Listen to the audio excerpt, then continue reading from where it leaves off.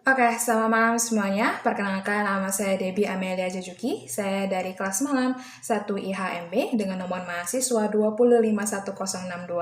Jadi dalam video kali ini, saya akan menjelaskan kepada kalian semua seputar pengantar ilmu hukum, mulai dari yang paling awal sekali. Mari kita mengenal terlebih dahulu mengenai apa sih itu hukum, dan apa saja yang dipelajari dalam pengantar ilmu hukum.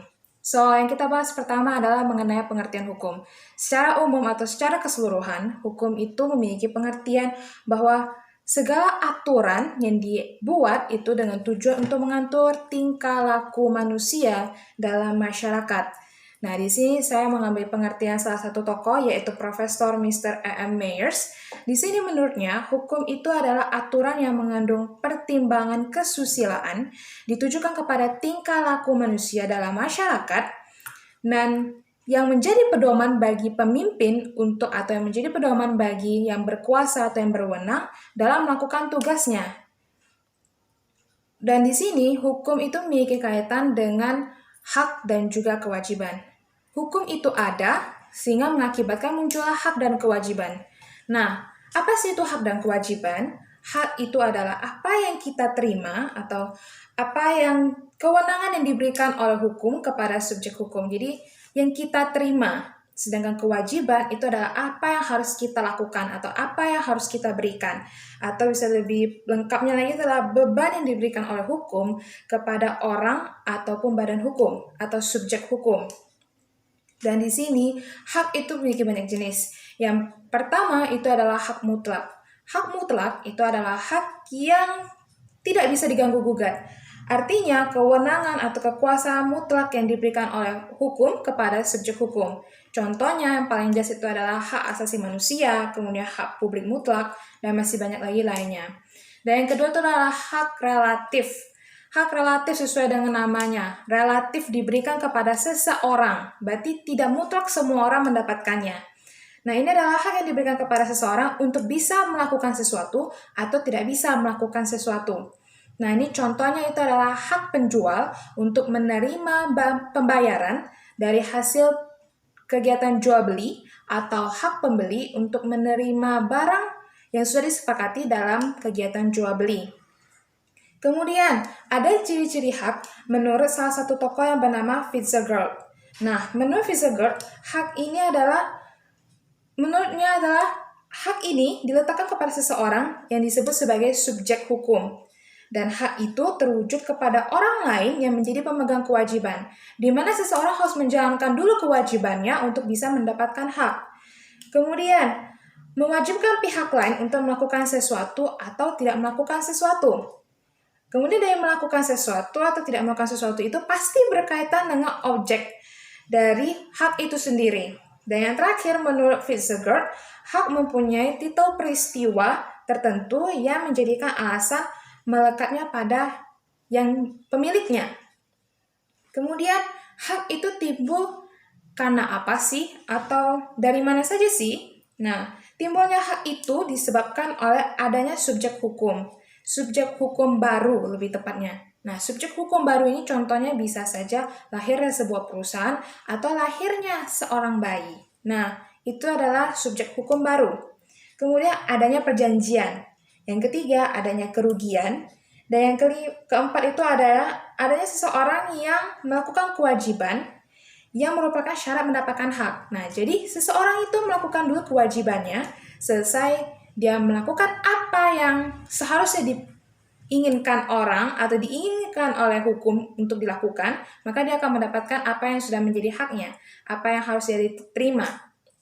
Dan yang terakhir itu adalah daluarsa atau vergering. Untuk lebih singkatnya, kan banyak yang masih belum tahu vergering itu apa sih, atau daluarsa itu apa sih. Nah, menurut pasal 1946 KUH Perdata, vergering atau daluarsa itu adalah suatu alat untuk memperoleh sesuatu atau untuk membebaskan diri dari suatu pengikatan dengan lewat suatu waktu tertentu dan atas syarat yang telah ditentukan oleh undang-undang.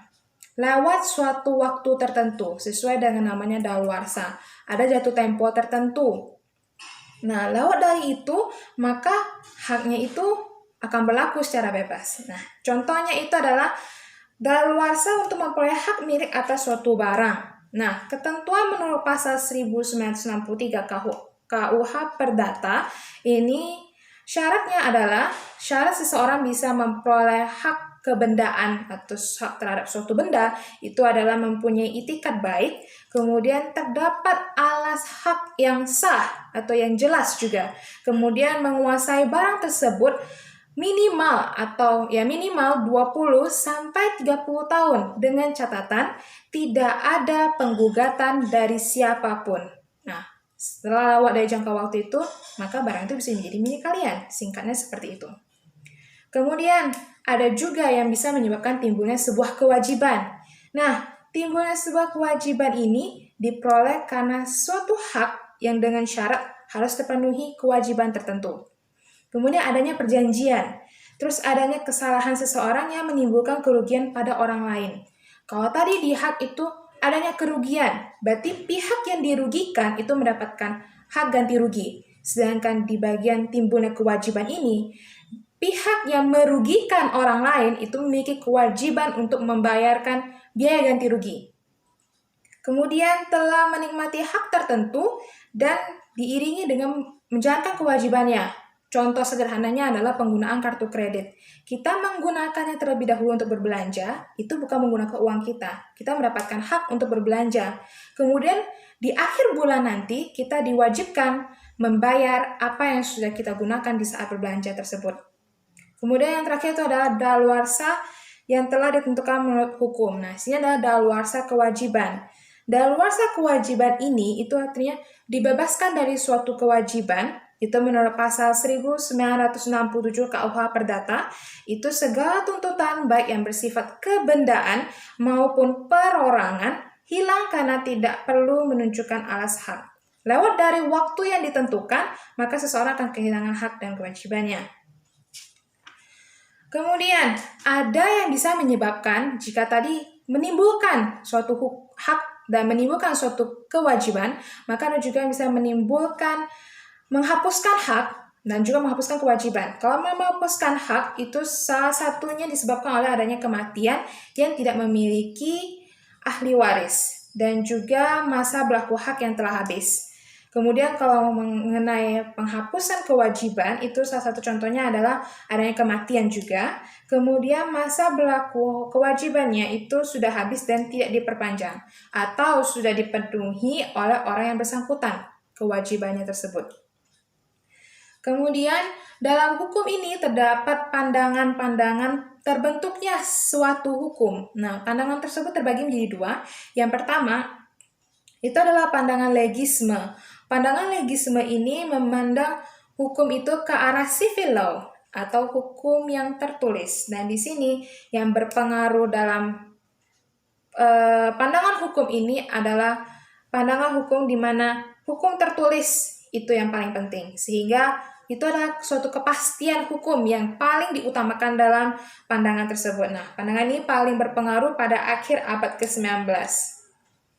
Yang kedua itu adalah pandangan Freyreich Letter atau yang nanti lebih mengarah kepada common law atau hukum tidak tertulis. Nah, ini lebih menitik beratkan kepada kegunaan sosial. Di sini lebih kepada kebiasaan lah atau undang-undang atau hukum tidak tertulis yang lebih diutamakan, atau bisa juga putusan pengadilan atau putusan hakim atau jurisprudensi. Kemudian menurut L.G. van Apeldoorn ada beberapa faktor yang membantu pembentukan hukum, yaitu perjanjian, pengadilan, kemudian ilmu pengetahuan hukum atau doktrin. Kemudian ada pembagian hukum, di sini ada banyak sekali pembagian hukum. Pembagian hukum menurut wujudnya ada hukum objektif, ada hukum subjektif. Nah, singkatnya hukum objektif itu adalah hukum yang berlaku secara umum bagi semua masyarakat di negara tersebut, tidak terkecuali. Nah, kalau hukum subjektif ini kebalikannya, di mana hanya berlaku pada kelompok masyarakat tertentu. Contohnya saja, kalau mengenai hukum Islam, nah ini hanya berlaku bagi umat muslim. Sedangkan kalau yang tadi contoh hukum objektif, ini adalah undang-undang lalu lintas, di mana semua masyarakat wajib mematuhinya. Kemudian pembagian hukum menurut sifatnya itu terbagi menjadi dua, hukum tertulis dan hukum tidak tertulis.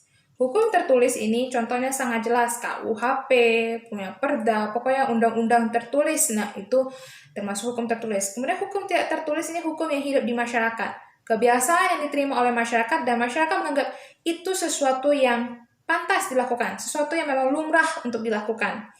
Nah, itu disebut hukum tidak tertulis. Kemudian masih banyak lagi contohnya pembagian-pembagian hukum lainnya seperti hukum privat, hukum publik, itu menurut kepentingannya, kemudian menurut luas berlakunya tuh hukum umum dan hukum khusus, kemudian menurut fungsinya juga ada hukum material dan hukum formal.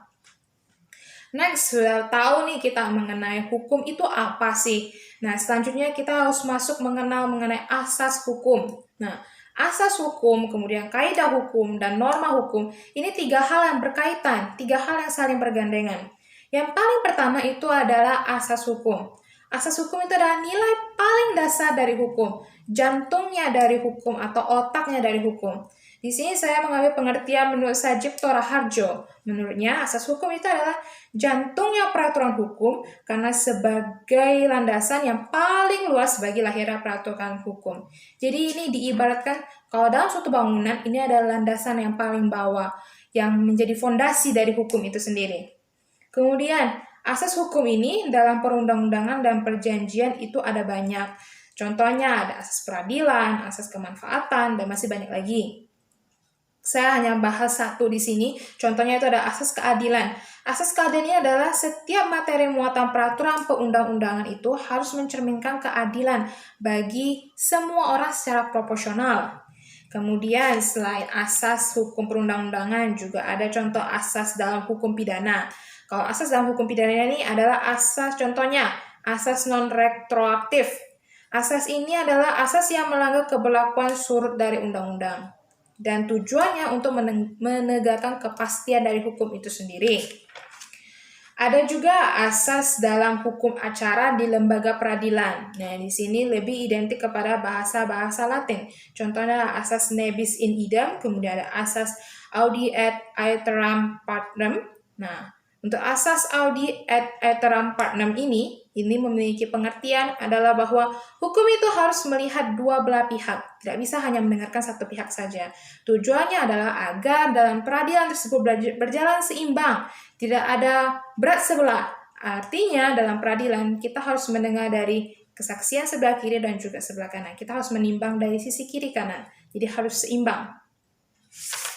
Kemudian setelah asas hukum, kita berlanjut ke kaidah hukum, tingkat keduanya. Nah, kaidah hukum ini itu adalah patokan atau ukuran atau pedoman dalam berperilaku dan bersikap. Nah, ini adalah pengertian menurut Sujono Sukanto. Nah, macam-macam dari kaidah dan jenisnya ini serta tujuannya dari hukum ini atau dari kaidah hukum ini adalah adanya kaidah agama dan ini bersifat sebagai aspek pribadi. Maksudnya adalah kaidah agama ini lebih menekankan kepada diri sendiri dengan tujuan itu untuk diri sendiri juga, untuk hidup supaya lebih beriman. Kemudian kalau kaidah kesusilaan juga lebih kepada diri sendiri dan ini lebih bersifat untuk kebersihan hati nurani individu itu. Sedangkan untuk kaidah kesopanan dan kaidah hukum, ini adalah 2 kaidah yang berkaitan dengan masyarakat. Nah, atau aspek antar pribadi. Dengan tujuannya itu kalau kaidah kesopanan itu untuk kebaikan hidup bersama. Maksudnya untuk tata sopan santun dalam bermasyarakat yang lebih baik dan benar. Kemudian kalau kaidah hukum ini dengan tujuan untuk ketertiban dalam masyarakat.